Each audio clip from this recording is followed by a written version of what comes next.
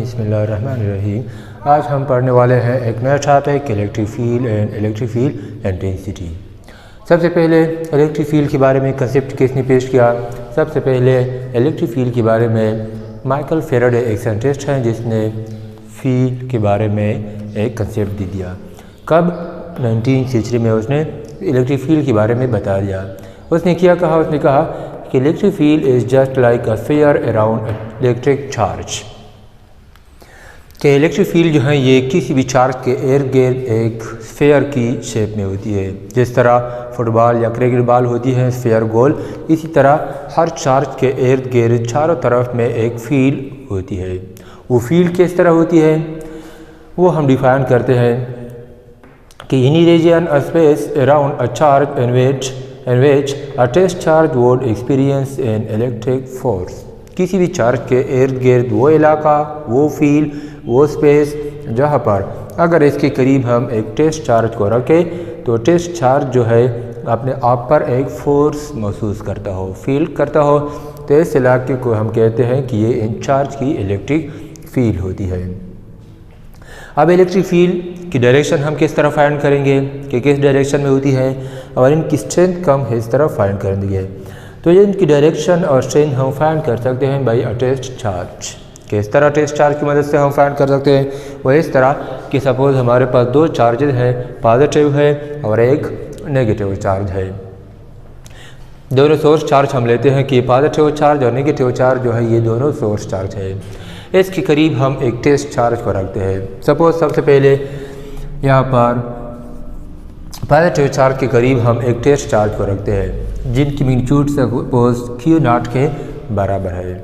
जैसे ही इस electric field के इस चार्ज की फील्ड में हम इस टेस्ट चार्ज को ले आते हैं, एंटर करते हैं, तो चूँकि test charge positive test charge है तो ये पॉजिटिव और ये सोर्स चार्ज भी पॉजिटिव है, दोनों सेम चार्जेस हैं, जिसकी वजह से ये इसको रिपेल करेगी, दूर इस पर फोर्स अप्लाई करेगी। इस तरह जिस पॉइंट पर भी हम इस टेस्ट चार्ज को इस पॉइंट सोर्स चार्ज के करीब लाते हैं तो इस पर ये फोर्स अप्लाई करती है।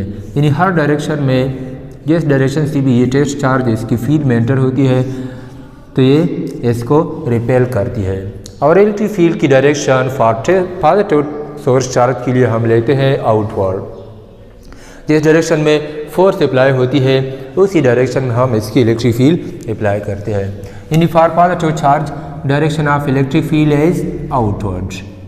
Direction of electric field is outward. Outward इसलिए मैंने बता दिया, इसलिए हम लेते हैं क्योंकि पॉजिटिव टेस्ट चार्ज और सोर्स चार्ज दोनों पॉजिटिव हैं तो इस पर फोर्स अवे अप्लाई करें, आउटवर्ड डायरेक्शन में फोर्स अप्लाई करते हैं और जिस डायरेक्शन में फोर्स होती है उसी डायरेक्शन में इलेक्ट्रिक फील्ड भी होती है। दोबारा हम लेते हैं दूसरा नेगेटिव चार्ज। अगर एक पॉजिटिव टेस्ट चार्ज हम नेगेटिव के करीब लाते हैं फिर क्या होगा? पॉजिटिव है और ये नेगेटिव है तो ये अपनी तरफ अट्रैक्ट करेगी। इस तरह जिस डायरेक्शन से भी हम इसके करीब लाते हैं तो ये अपनी तरफ अट्रैक्ट करेगी, जिसकी वजह से जिस डायरेक्शन में फोर्स की डायरेक्शन है उसी डायरेक्शन में इलेक्ट्रिक फील्ड की डायरेक्शन है। ये चूँकि पॉजिटिव टेस्ट चार्ज अपनी तरफ अट्रैक्ट करती है जिसकी वजह से इसकी इलेक्ट्रिक फील्ड की डायरेक्शन जो है हम लेते हैं inward. Direction of electric field for negative charge is inward, अंदर की तरफ होती है क्योंकि फोर्स की डायरेक्शन अंदर की तरफ है, इसी वजह से इनकी डायरेक्शन भी हम अंदर की तरफ ही लेते हैं। और इनके अलावा एक और बात, ये जो इलेक्ट्रिक फील्ड हम शो करते हैं इसको हम शो करते हैं इलेक्ट्रिक फील्ड लाइन से। और इलेक्ट्रिक फील्ड लाइन जो है ये किस किस्म की लाइन है? Electric field line are imaginary, ये इमेजिनरी है, यानी रियल लाइफ में इस तरह किसी चार्ज के इर्द गिर्द कोई फील्ड लाइन नहीं होती है, सिर्फ इनकी डायरेक्शन को शो करने के लिए हम इलेक्ट्रिक फील्ड लाइन लेते हैं। और इसके अलावा टेस्ट चार्ज क्या है? टेस्ट चार्ज वो स्मॉल चार्ज है, test charge is so small, इतना छोटा हम लेते हैं that it does not disturb the field of source charge, यानी सोर्स चार्ज टेस्ट चार्ज जो है ये इतने छोटा हम लेते हैं कि इसकी फील्ड की वजह से सोर्स चार्ज की जो इलेक्ट्रिक फील्ड होती है वो डिस्टर्ब ना हो। तो इस किस्म के छोटे चार्ज को फिर हम क्या कहते हैं, टेस्ट चार्ज। ये है इलेक्ट्रिक फील्ड की डायरेक्शन कि हम डायरेक्शन किस तरफ लेते हैं, पॉजिटिव चार्ज के लिए आउटवर्ड और नेगेटिव चार्ज के लिए इनवर्ड। अब हम पढ़ेंगे strength of the magnetic electric field. इससे पहले हमने डायरेक्शन डिफाइन किया कि डायरेक्शन किस तरफ हम लेते हैं, पॉजिटिव के लिए और नेगेटिव चार्ज के लिए। आज है कि एक चार्ज के इर्द गिर्द हम इलेक्ट्रिक फील्ड की स्ट्रेंथ को हम किस तरह फाइंड करेंगे। इसके लिए हम यूज़ कर रहे हैं इलेक्ट्रिक फील्ड इंटेंसिटी। अब इसका मतलब क्या है, इलेक्ट्रिक फील्ड का मतलब है कि the force per unit charge per unit test charge is called electric field intensity. किसी भी चार्ज के सोर्स चार्ज के करीब जो हम टेस्ट चार्ज लेते हैं तो इस पर फोर्स अप्लाई होती है। इससे पहले हमने देखा कि जब भी हम इलेक्ट्रिक टेस्ट चार्ज को सोर्स चार्ज के करीब लाते हैं तो इस पर एक फोर्स अप्लाई होती है। उस फोर्स को हम कहते हैं इलेक्ट्रिक फील्ड इंटेंसिटी।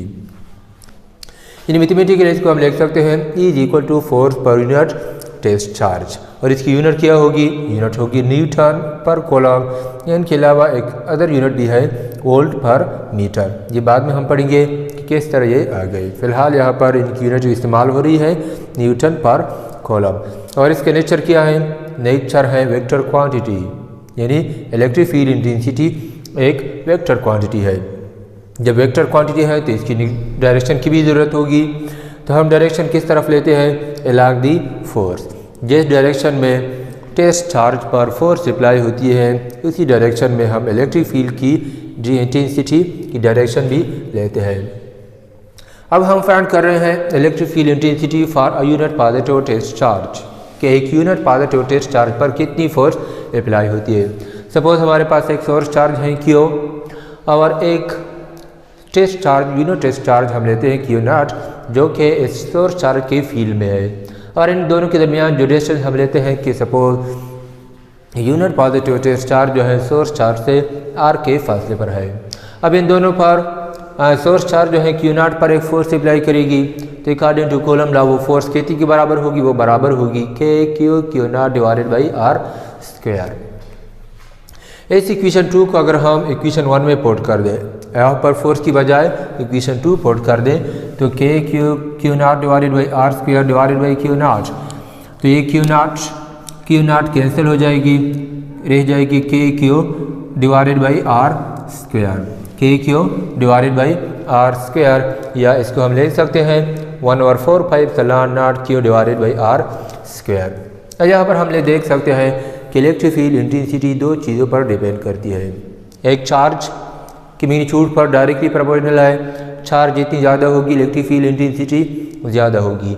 इनके अलावा चार्ज के और unit positive test charge source charge के दरमियान जो डिस्टेंस है इस पर इन्वर्सली प्रोपोर्शनल है। जितनी सोर्स चार्ज से हम दूर जाते हैं डिस्टेंस ज़्यादा करते हैं तो इलेक्ट्रिक फील्ड इंटेंसिटी कम होती है। इनके अलावा मीडियम पर भी डिपेंड करती है, एप्सिलॉन नॉट परमिटिविटी, इसका मतलब कि मीडियम पर भी डिपेंड करता है। अगर एप्सिलॉन नॉट को हम लेते हैं फॉर वैक्यूम के अलावा कोई और मीडियम है तो और मीडियम के लिए हम यूज़ कर रहे हैं 1/4 epsilon r into relative permittivity q divided by are square. अगर रिलेटिव परमिटिविटी को हम कॉमन ले लें तो 1/एप्सिलॉन is equal to 1/4 epsilon divided by q r square. इस टर्म के अंदर अगर हम ये वैल्यू पुट कर दें ई, तो E for a medium is equal to 1/एप्सिलॉन ई फॉर वैक्यूम। तो ये किस चीज़ के लिए है, ये वैक्यूम के लिए है। इसका मतलब इस इक्वेशन से हम देख सकते हैं कि electric field for a medium हमेशा कम होती है वैक्यूम की सूरत में, या वैक्यूम की सूरत में जो इलेक्ट्रिक फील्ड इंटेंसिटी होती है वो हमेशा ग्रेटर होती है मीडियम की सूरत में। यानी अगर इन दोनों चार्जेस के दरमियान कोई हम मीडियम रखते हैं तो मीडियम की सूरत में फिर इलेक्ट्रिक फील्ड इंटेंसिटी में डिक्रीज आएगी। तो इन तीन चीज़ों पर डिपेंड करता है charge, magnitude of charge, distance between point charge and source charge, और इनके अलावा मीडियम पर भी डिपेंड करता है। उम्मीद रखता हूँ आप लोगों को इसकी समझ आई होगी।